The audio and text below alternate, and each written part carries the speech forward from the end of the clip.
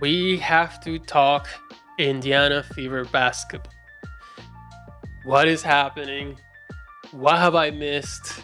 What is going on? A lot has happened since my last video on the Fever. So we need to we need to talk about it. Um so we had the draft.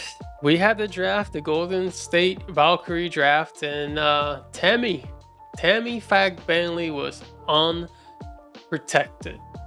Um So from I can go back to my video. I don't remember who I said that I would protect or wouldn't protect. A lot of people were saying that Katie Lou was getting picked up because they were thinking that Temi. So I mean, if Temi would have been protected, so say your protected players would have been, of course, Galen Clark, of course, Aaliyah Boston, Lexi Hall. Those are the three you got to lock up. The rest of the questions were to me that you had to have a conversation with Kelsey Mitchell as to whether or not she had any interest in potentially being a Valkyrie, but I guess that's not how they approached it. They just approached it with this is who we want to keep, we're going to protect, whether it's for trade value or we're just being selfish and we believe we can sign this person or we can tag them, whatever it is, the tag that they give to players. So I want to say they protected Kaylin Clark, Lexi Hole, Aaliyah Boston, Kelsey Mitchell, and Alyssa Smith. Those five I want to say we're protected because to me, if you're the Golden State Valkyries and Alyssa Smith is available, you pick Alyssa Smith. Like right now, that roster, that Golden State Valkyrie roster is pretty bad. The roster is not good. It's a terrible roster. I mean, Temi Fagbenle might be their best player already. Like they don't have, well, they have, well, I'm taking my bad, Iowa fans. K Martin's pretty good too, but I just mean collectively as a team, it's not a good team. So of course, if Nalisa Smith would have been, I mean, she would have been by far their best player.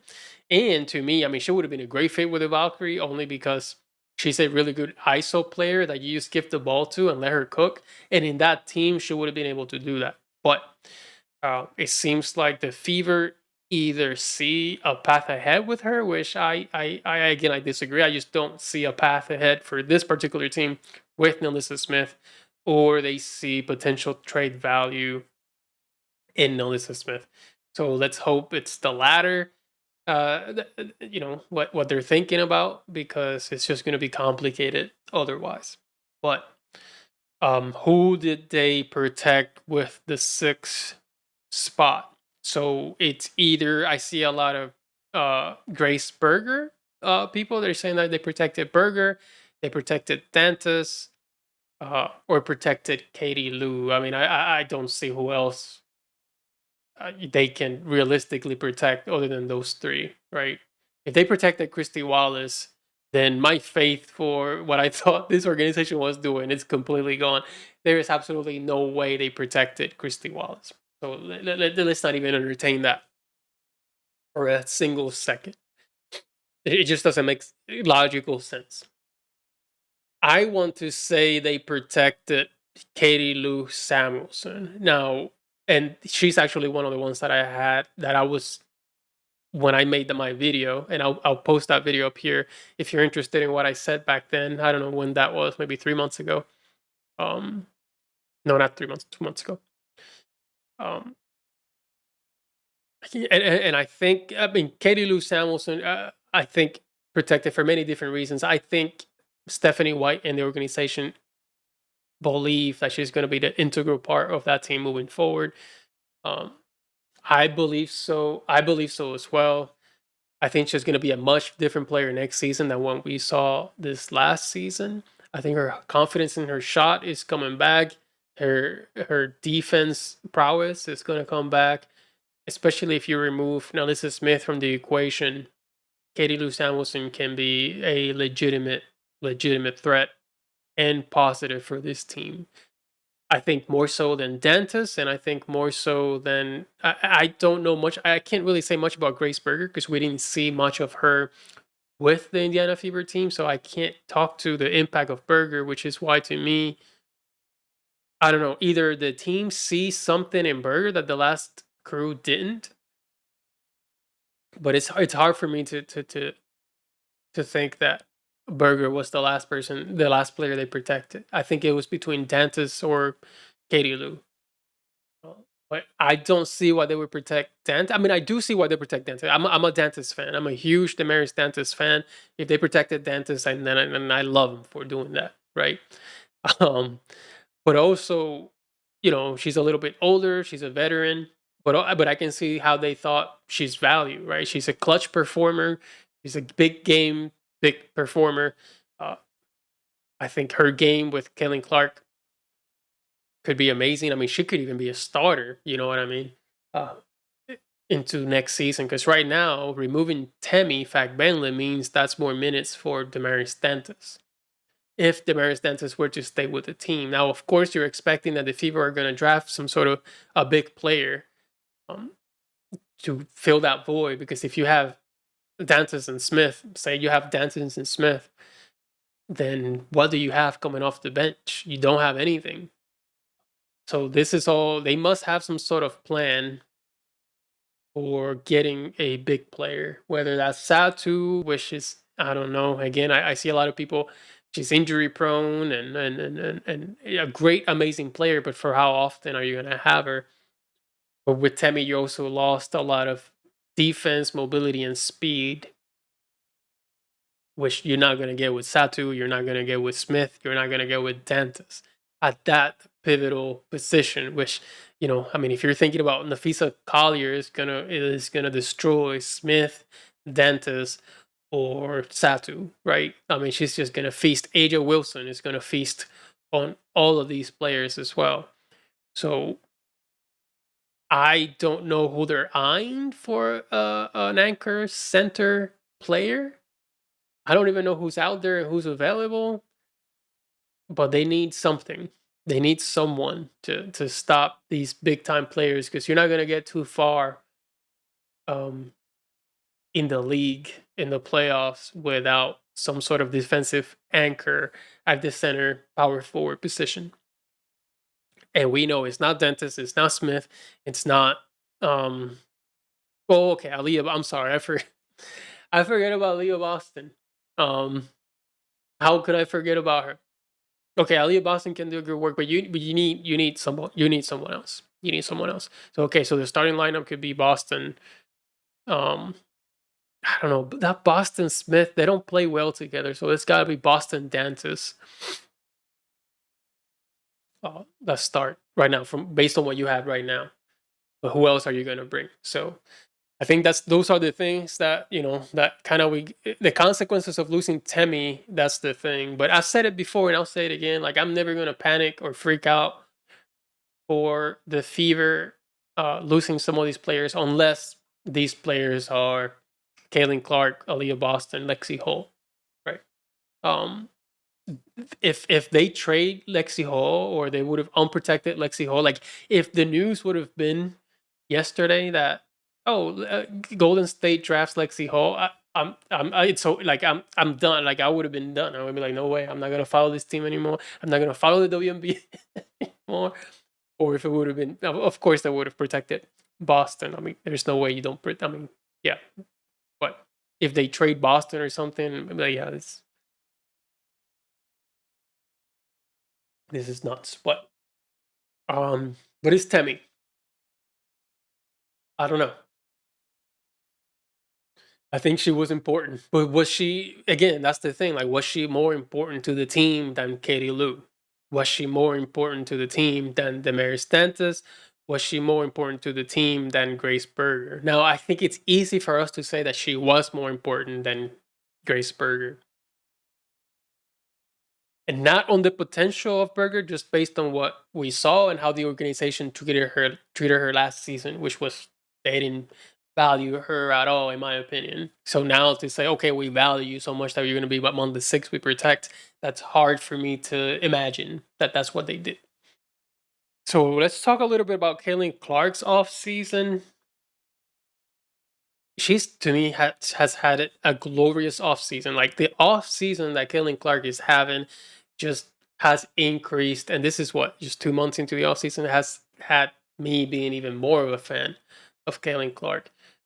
her decision making, her consideration for the things that she should be getting involved in, like that whole thing of turning down on rival is such a mature and smart thing to do at this point because you don't really know what this league is going to be about. So it's smart to kind of see and let it play out for one season to see what it's about because that whole thing can go south really, really fast. And the second element with that, as I said in my video when I talked about this, is that she has nothing to gain. Like she absolutely has nothing to gain. Everyone else that's playing has something to gain. The only player who had nothing to gain from this league was Caitlin Clark. Like it wasn't gonna elevate her in any way. If anything, it was too risky, potentially getting injured or I don't know. We would like to think that her playing in this league would increase her, uh, her standing with other players in the league, maybe getting to know them a little bit closer. But I don't know. There was a potential for the opposite of that happening as well, just getting into some altercations or I don't know, back and forth on the court. We already know how feisty Caitlin Clark is on the court. It's just who she is when she gets on the basketball court. She's totally, totally different on the court than she is off the court. Um, so we don't know, but there was a lot of potential for things going south quickly.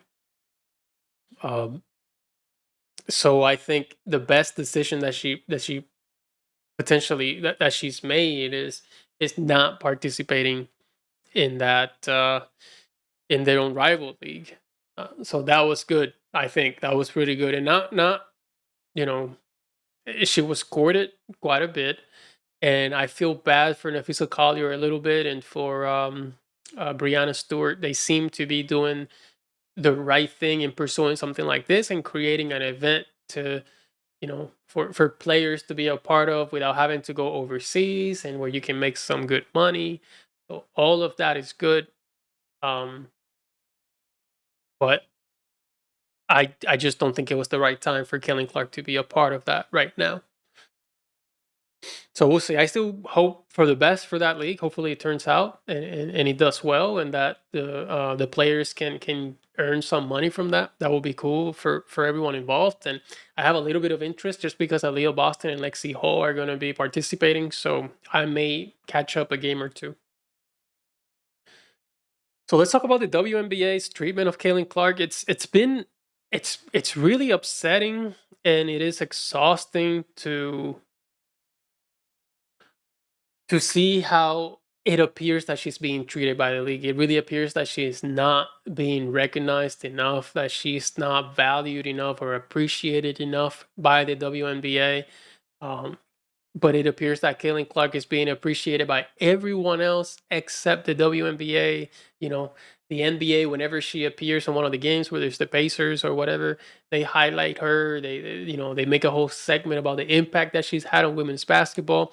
They post her presence on social media and even the golf tournament that she had. Like there were so many different posts, and I think was it a PGA Tour continues to post about the impact of Caitlin Clark and what she's done to the golf community as well. Like everyone just saying great things about her, except the WNBA, who appeared to deliberately go out of their way to not show appreciation or to undermine some of the things that she has done. Like even this golf event, like not even one post about Kelly Clark being involved in that golf event at all. Like you can use that. I mean, no wonder the WNBA is what it is right where it is right now. And this is why a lot of people who run it, who run the social media, who run the organization, who run the media platform of that, um, I don't think they're interested in business. They're more interested in pettiness and jealousy, in all of these things, but they're not interested in business. And I think that's where Adam Silver has to take a real look at where the WNBA stands, because for how much longer are you going to allow the NBA to continue subsidizing the WNBA when they appear to be doing this to themselves? This is all very self-inflicted, what they're doing in the WNBA as far as profits is concerned. they're treating the league more as a non-profit organization than a profit.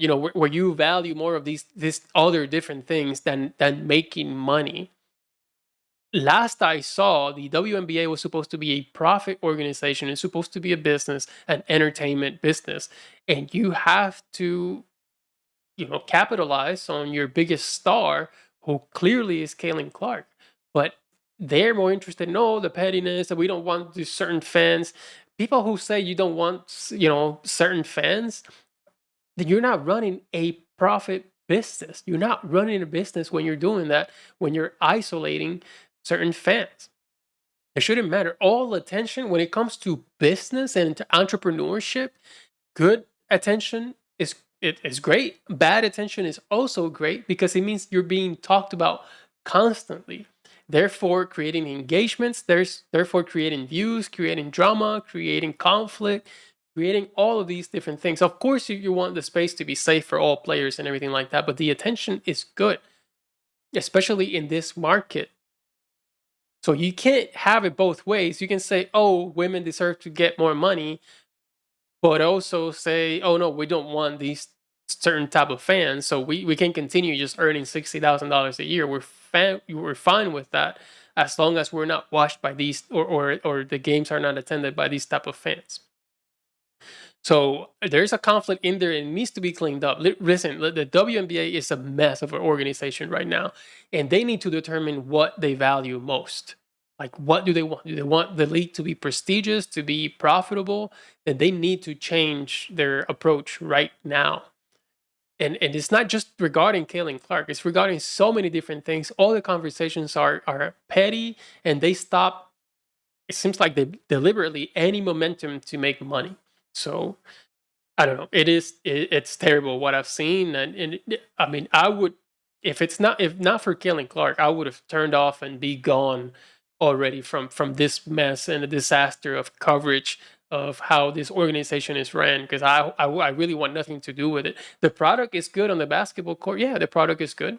I can say that there's a lot of really good players, but that's not all that a viewer considers when watching a game, or when watching a league, or being invested in a league. There's a lot of different things that a fan considers in doing that. And right now, the spaces and the conversations around what happens in a league is terrible. It's low quality, it's petty, it's childish, and the WNBA definitely needs to do better. So that's my take on where the WNBA stands and how they treat Kaylin Clark. And I am also, so something's happening with the Kaylin Clark's agent. I don't know what's going on, if it's the agent or not. I am extremely upset about that Nike deal. That Nike deal, I I really, so where is the Nike stuff for Kaylin Clark? Where is Nike appreciating Kaylin Clark? Now, are we being too sensitive as Kaylin Clark fans? I don't know. Please let me know if our level of sensitivity has increased way too much at this point. But I don't think so. I think it is fair for us as fans to really question, like, what's happening, and why is Nike being so, like, obscure and shady when it comes to anything dealing Kaylin Clark. Not only that, they got a hell of a steal on that. I don't know how long that contract was, but $28 million for whatever amount of time. If it's 9, 10 years, that is crazy. That agent, I don't know. I mean, based on that information, I think Kaylin Clark needs to fire that agent, because that is crazy. Like, Kaylin Clark is worth way more than that. And I'm going to say this right now. And I know this is going to be controversial. And there's been people saying, different people saying that, Kaylin Clark is under 30 years old, the biggest star in America. No, no, no. Let me tell you this right now. And I don't give a shit what you think about what I'm about to say. But Kaylin Clark is currently the biggest sports athlete, as popularity, as marketability, everything like that, in the United States by far. And I'm saying in the United States because I don't know, some of these soccer players, tennis players outside of the United States are freaking crazy. But within the United States, it's Kaylin Clark. And we haven't seen anything like this. I'm telling you this too. LeBron James has never been like this marketable, this popular as Kaylin Clark is right now. Call me crazy. I don't give a shit. Oh, you're crazy. Yeah, sure. Whatever. the last time I saw someone with this level of marketability was Michael Jordan. That aura, it's the aura that they have about him, right? Uh, you just can't explain it. It's the level of connection with fans. Like, there's people that would drive cross country that would go crazy seeing Caitlin Clark. There's people that could be, be in tears just to see Caitlin Clark. Like, Caitlin Clark at a golf tournament. I never seen like so many people get up in the morning and just or travel cross country to go see her play golf. Like, that is the type of stuff that they used to do for Michael Jordan. I don't remember people having that same level of hype for LeBron James. Like, LeBron James going to some sort of event and people following like crazy, or LeBron James playing golf and people waking up early being excited to go watch him play golf. I don't think so. So that's why, like, imagine another athlete, current athlete, that would announce that they're going to be part of some sort of different event, and you see people going nuts just to be a part of that, or who want to watch them do something else than the sport that they play. It's not many. So yes, Caitlin Clark is currently the biggest athlete in the United States, the biggest star. And at 22, that is crazy, scary hours. And it's awesome to see, because it couldn't have happened to a better person. Just in the way that, again, that she handles herself, that, with professionalism, with respect, with integrity. It's a pleasure to know, and it's amazing to know that it is her who currently stands as the number one athlete in the country. So that's it for this video. Catching up. I think that's all that I really wanted to catch up on as far as Indiana Fever. Of course, there's a lot more things that we've got to expect moving forward. We'll continue to pay attention with the free agency, Kelsey Mitchell and Alyssa Smith. We have so much time. We just saw the schedule as well. So much time before the season starts, which is going to be in May. I feel like that's forever from now. So hopefully the WNBA continues expanding so we can get more games, more WNBA. But at this point, I'm just so much more excited for WNBA basketball than actual NBA basketball. So, but that's it for this video. Sorry for my apologies for disappearing for so long. I'll try to continue uploading or posting videos more frequently. I've been, real life kind of, grabs you sometimes, and you don't have as much time to do the things that you want to do. And it's going to continue to be that way for the next few months. But I think by the time that the season starts, I will be in a much better place professionally and personally to be able to bring more content to you when it comes to the Indiana Fever. So I'm really looking forward to next season, because I'll be able to really dig in and provide as much content as a bunch of the other channels do. So thank you again. Thank you so much for watching. Thank you for continuing to support. This is my first one. I streamed this whole thing on Twitch, so you can watch the whole thing on Twitch, but I'll also be posting the videos, the full video, as well as different portions on YouTube. And please, if you can, and if you want to receive more of this type of content, don't forget to like and subscribe. So that's it for now. Like I said, thank you so much, and I'll see you next time.